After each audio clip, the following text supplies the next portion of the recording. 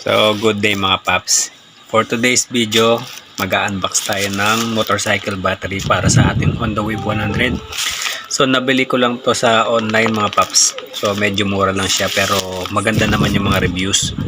So, i-unbox natin ngayon. Titingnan natin kung may charge na siya at good naman ang quality. So, samahan nyo ako mga paps. So, eto pala yung mga paps. Naglagay ng sticker yung seller. No video, no return, no refund. So, kailangan nating i-video para kung sakaling defective yung battery, malalagyan natin mabibigyan natin ng magandang feedback pag kung sakaling isusoli natin. So, naka-bubble wrap naman siya mga paps. Pero hindi ganun kakapal.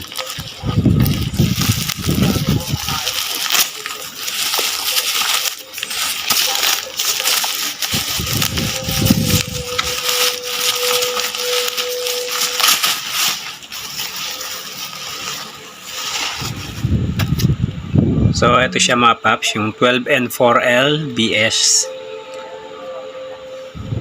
Ayan. So, buksan natin. So far, selyado naman siya. Ayan. Ayan.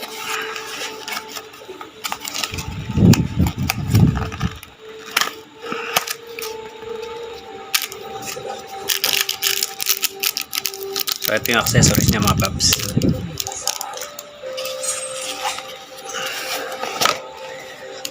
Tapos, selyado naman siya.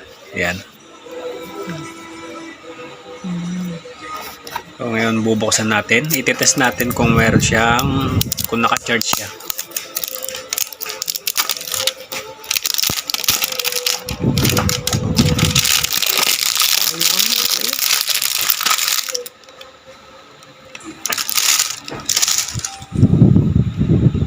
So, yung positive niya mga paps, sinecure talaga nila, nilagyan nila ng cover para maiwasan yung pag-spark. So, testingin uli natin mga paps kung meron siyang charge.